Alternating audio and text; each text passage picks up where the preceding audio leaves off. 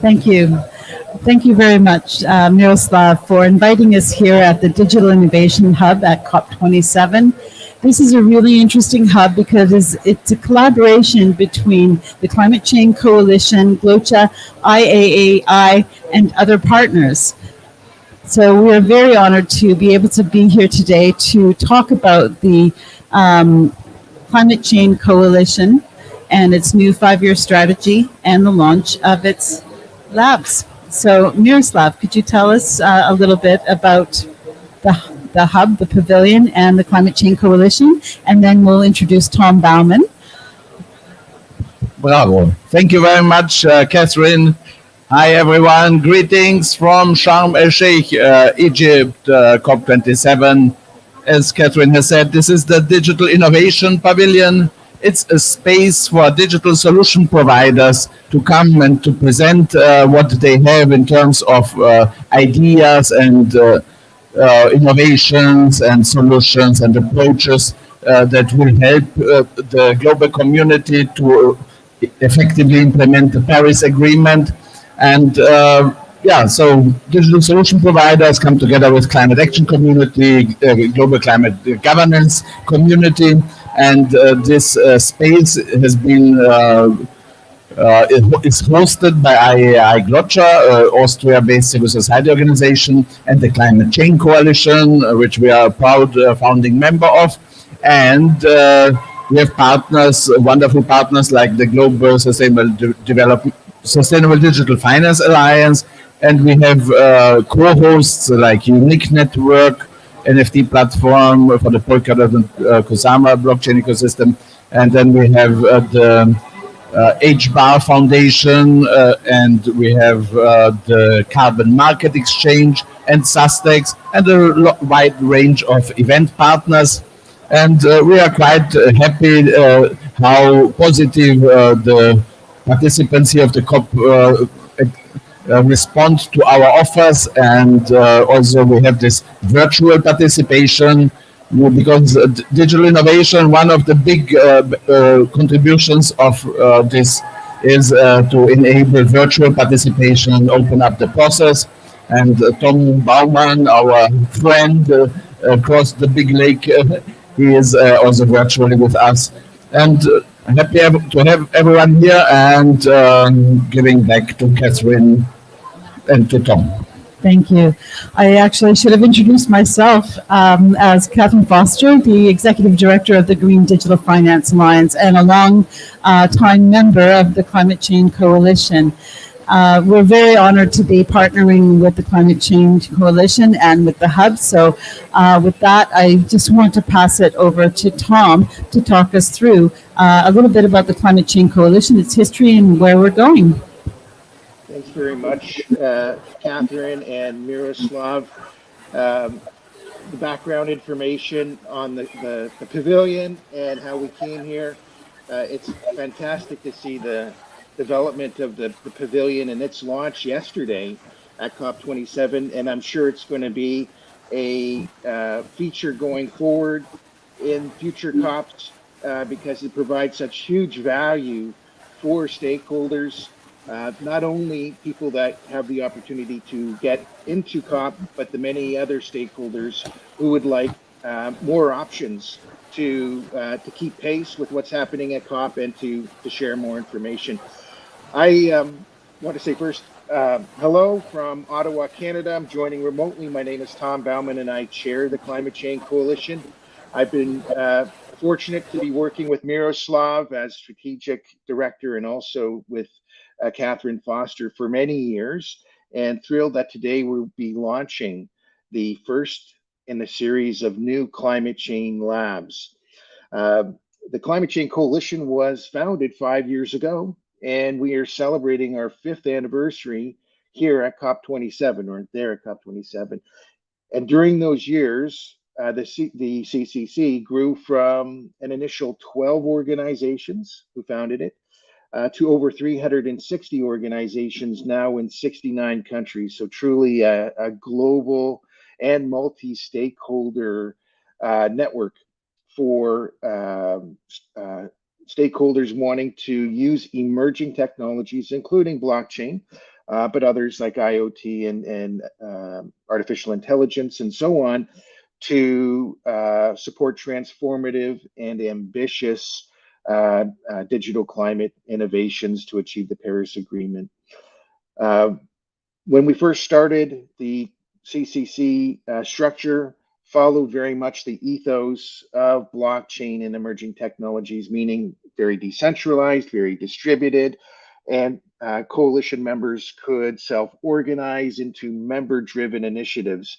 And we saw many of those around key issues or regions, such as Latin America or Asia Pacific and Europe.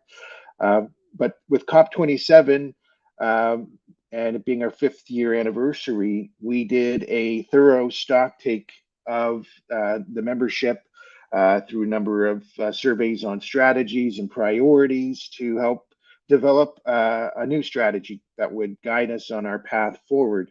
And one of the key innovations that is part of our new strategy is the development of climate change labs. And these labs are a new feature in our program of activities that will help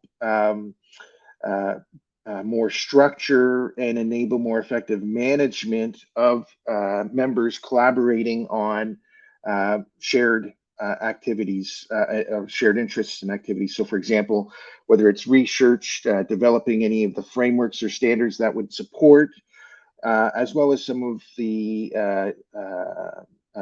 sort of basic activities of capacity building, awareness raising, and then all the way to mobilizing resources that can help advance pilots from proof of concept and pre-commercial into the marketplace. And so this figure that's up on the screen presents a 3-step process. So the first step on the left, the networking, where the coalition has been a big tent with hundreds and hundreds of members across those 360 organizations, coming in to get to meet others, not just digital solution providers, but actually some of the users, researchers, government, industry, and so on, to form some of these relationships, get some information.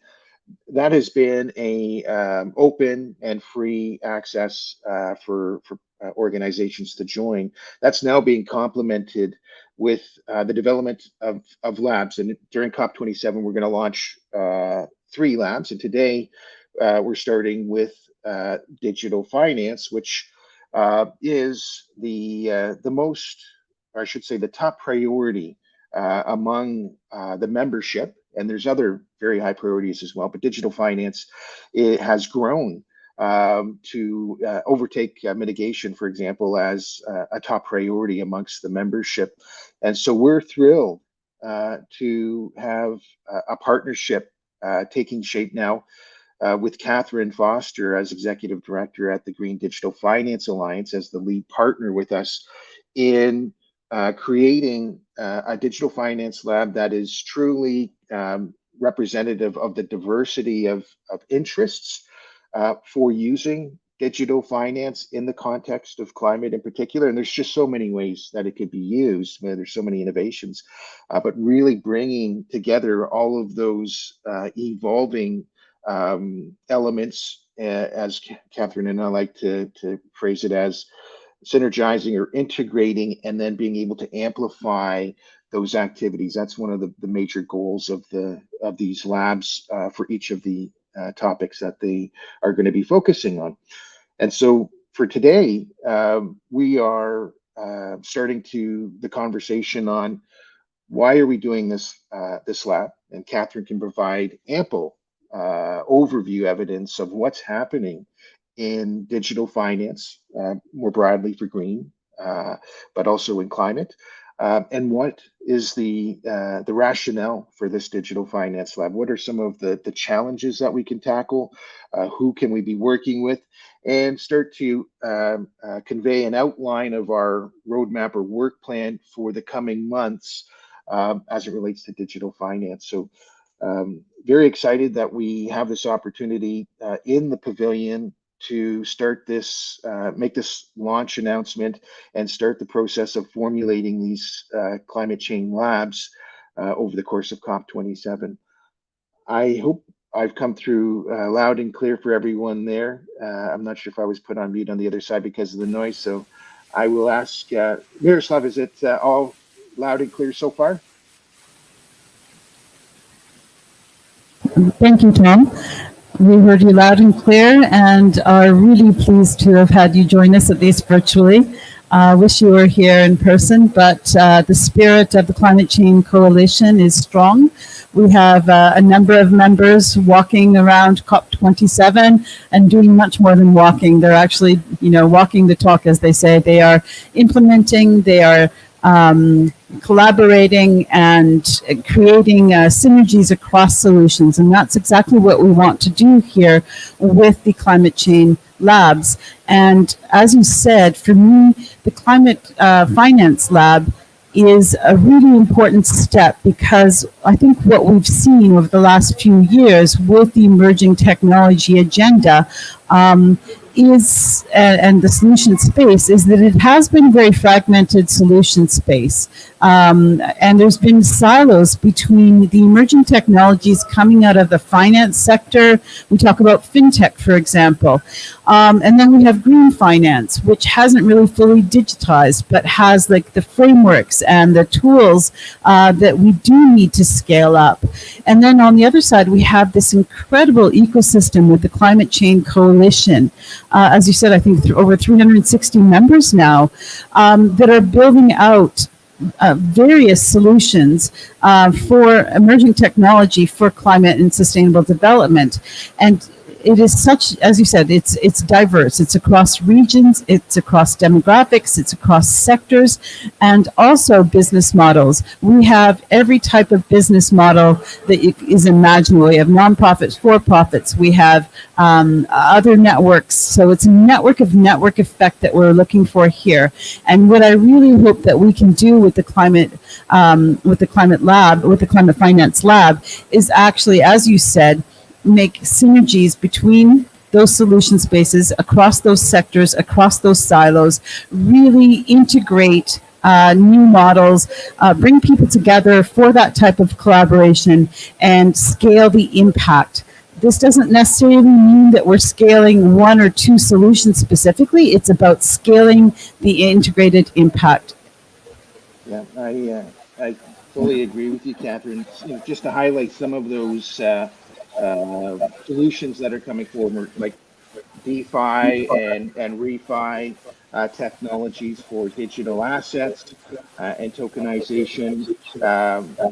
Now I think pretty firmly established digital green bonds, whether that's for smart cities like Evercity is doing as an example, and just the need to mobilize more finance, do it more rapidly and effectively, meaning, for example, how can the quantity of finance be mobilized into climate actions, but also result in a more equitable outcome?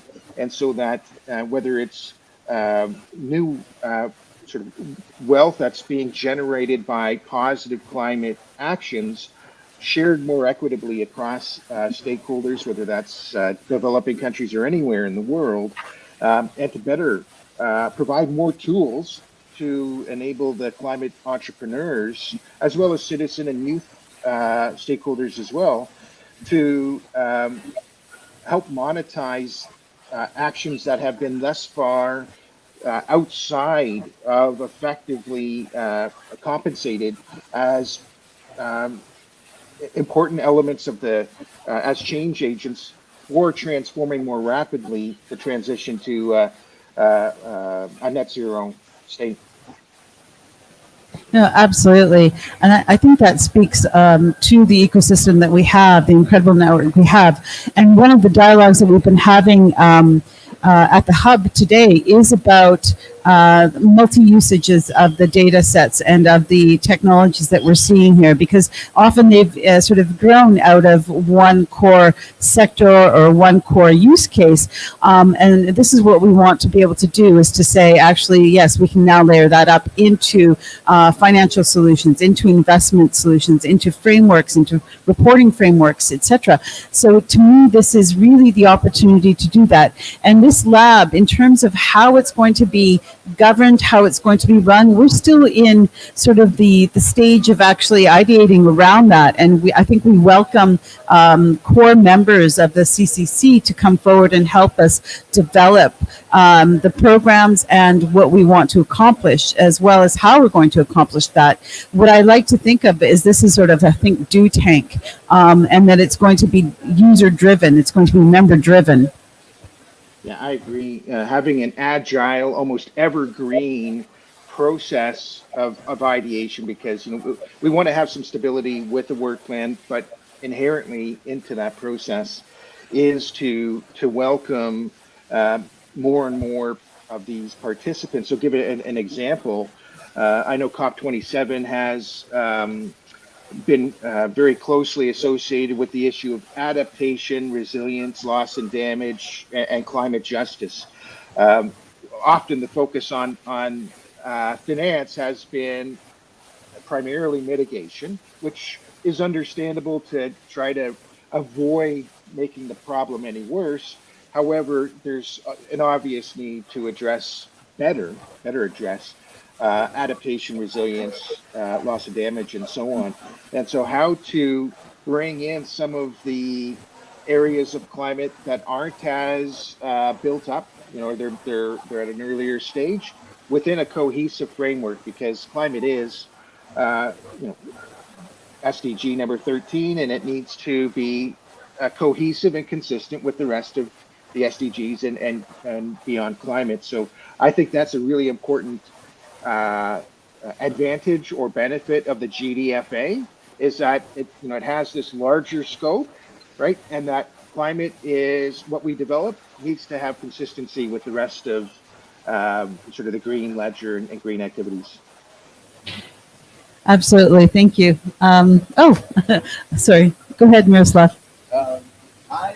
May I just briefly come in and say, introduce Arwood from the Climate Action Special Interest Working Group from Hyperledger Foundation. I just thought it would be good to have you here also some in this space and in this moment where we talk about collaboration of the Climate Change Coalition on this climate finance topic, but also demonstrating that the whole Climate Change Coalition is an open network coalition, and that we are very welcome to join forces also with your network, which has been also co-founded by Tom. And I thought it would be good to give you the floor also to say a few words about this topic where you see synergy potentials. Yes, thank you. Yeah, definitely. My name is Sherwood Moore. I run the Climate Action and the Community Special Interest Group. And I was very interested to hear about the financial focus, a new initiative around finance. The work that we're doing at the SIG is focused around supply chain decarbonization. And so what we're interested in doing is creating a more efficient marketplace for environmental data, so that consumer demand, government regulation, and green finance can work together in order to make it more attractive for corporations to adopt technologies to decarbonize their supply chains. If you decarbonize their supply chains, we no longer have a problem. So very interested to hear about the Green Finance Initiative, and interested in exploring more. And this is one of those things where I just kind of got by and heard about it, and familiar with Tom and Catherine, and so really excited to explore possibilities. Yep. Thank you, Sherwood. Go ahead, Tom. It looks like you were going to respond. Sure. I mean, it's fantastic that Sherwood's there. I wish another person I could meet face to face. We've done so many video meetings and these types of events, and Hyperledger is one of the larger communities in terms of blockchain technologies. When we did our CCC member stock take, I think Hyperledger came in as one of the more common or popular technologies. And so it's obviously a very important community for the coalition to be working with. In terms of supply chain decarbonization, of course, getting that climate action accounting in place, all of the data is going to be essential, because that decarbonization, we want that to be economically efficient when it comes to decarbonization, and also a just transition as well, because it's more than simply carbon accounting, right? There's people involved, there's economies, and we need to do it cost effectively and in the smartest way possible. And I think that's where an overlap with digital finance is an obvious opportunity to cooperate on supply chains, which happen to be one of the priority areas of the Climate Change Coalition, in addition to industry and energy and so on. And so in terms of the types of tools within the scope of the Climate Change Lab for Digital Finance, that will be a focus. I think knowing that part of the Linux Foundation community is at COP27, so open source, climate, and their focus on finance is another excellent opportunity to show the synergies that are obviously there to be able to work together in creating these integrated solutions across different communities, blockchain technologies, and different applications. Yeah, thank you. And so glad you were able to pop in. It's great to have you here as well. And I think, Tom, you touched on something that I just wanted to come back to. We only have a few minutes left, but I think what's really important about this network and about what I hope that GDFA can bring to the table is as the director of GDFA, what I want to do is be able to address the key challenges and barriers we're also seeing scaling up finance for climate and SDG solutions. And I think a lot of that knowledge is coming from your network. And I wondered if you could say a few words about that. Is that to me? I wasn't sure if that was to me or to Sherwood. Yes, sorry, that was for you and for Sherwood if you want, but go ahead, Tom. Well, the organizations that the Climate Change Coalition has bridged to, so for example, the Interwork Alliance, which is now part of the Global Blockchain Business Council, or over to ANAPA, they have groups inside those big initiatives that focus on issues like finance or trade or supply chains, and the same within Hyperledger as well. They have special interest groups for those areas, those issues as well. And so how to connect to those initiatives, not within the coalition, but through our linkages to those communities, primarily through online participation, whether that's social networks, and then having, as you said, Catherine, and there are so many people from the coalition that are at COP27. Members that are at COP27, likewise that are members in these other initiatives. So how to identify our members and their associations with those networks to optimize that flow and cooperation so that it's efficient and as synergistic as possible. Thank you. Absolutely. And just to drop a few of the ideas that we've been discussing about what the lab will be able to do and offer, because we're going to have a very lean structure and approach, and it's going to have to be community driven. But it also will be demand driven by understanding the opportunities and from the GDFA network and from the Climate Change Network as well. So I think, we were discussing having online webinars and discussions where we open it up to a broader community. We have workshops within our community. I think we're going to revive a newsletter as well that Alexi Shadran from Evercity had started and created, and offering that also as a way for members to highlight the work that we're doing. And then from GDFA perspective and others, we want to bring in opportunities for thought leadership, for advisory, for building out practical solutions. And that again comes from that sort of cycle of identifying opportunities and barriers and challenges and working together to open up the space and to bridge the various actors that really will make this a dynamic space. It will be virtual, but it will be cross-generational, cross-geographic, cross-stakeholder. I'm really looking forward to working with you on this. Thanks, Catherine. I think you raised a number of really good points. There's the knowledge products that already organizations like GDFA have been, creating for years, and that the Climate Change Lab for Digital Finance can also contribute to, whether that's updates or extensions, and the member highlights. I think that was a really good point to raise. So, with the stock take report, we've distributed some aggregated information looking at our coalition as a whole, but we also have an online member map that's searchable, so that the information that's been summarized in the report is accessible, so that people who would like to search for, let's say, finance, and then tick an industry sector and look at a particular part of the world, can start to identify who is acting in that space, and then be able to engage in tandem with all of the work that we're laying out for the work program of the lab.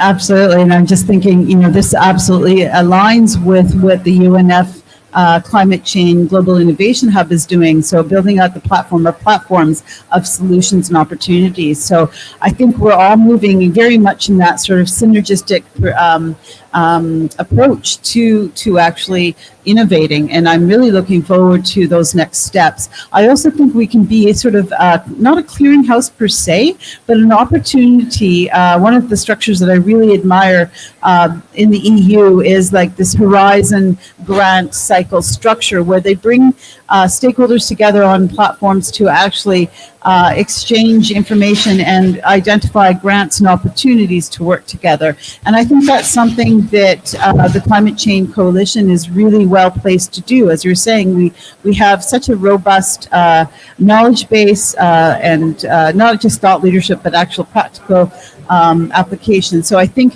we have the opportunity there to also serve as that portal for people to come together for funding opportunities for their own organizations or for a collaborative work for the lab itself. So I think we're going to be very flexible and agile and sort of navigate in and around the opportunities that we are sort of paving the ways towards.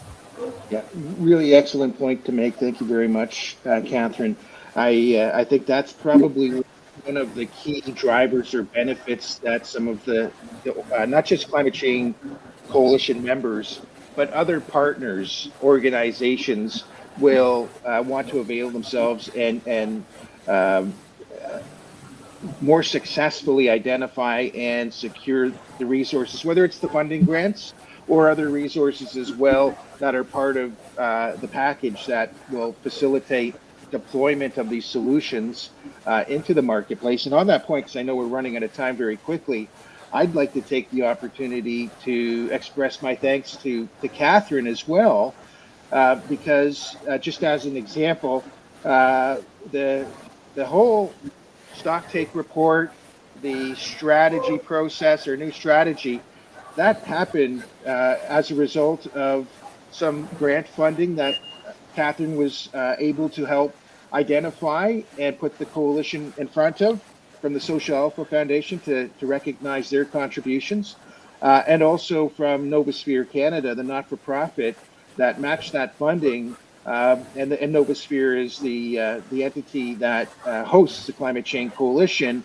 as the means with which to be able to participate in some of these official grant applications. So thanks, Catherine, for your consistent contributions through the years and up until today. So that's a great example of how things happen. Oh, thank you, Tom. Actually, yes, we should do a shout out to Social Alpha Foundation, Jahan and Priscilla, and to everyone else who's contributed to building the Climate Change Coalition into what it is today. And to you in particular, and to Miroslav, honestly, your spirit of collaboration, your hard work, and your incredible knowledge base are really the driving force behind this. And if I can help amplify that in any way, that I'd be very happy to do that. So thank you very much for joining us today. I'll send the last word to Miroslav. I just wanted to say thank you, everyone, especially also to Tom for having put together this our new strategy as our organizational framework, which will help us to be even more effective in our governance structure and in our cooperative efforts. Yeah, this lab idea, I think that it has high potentials, and we will present also the climate change lab for citizens and youth empowerment on Friday in the afternoon. Please check the agenda for the details. And this new forms of collaboration, this is the precondition for transformative change. It's no time for siloed approaches anymore. We have to be effective on scale, and for this, everyone needs to work together. And Climate Change Coalition, it's the right organization at the right time. And thanks, Tom, for your leadership. Thank you, Miroslav. Thank you, Catherine. All the best, everyone. Thank you, Tom. Bye. Thank you. And thank you for joining us.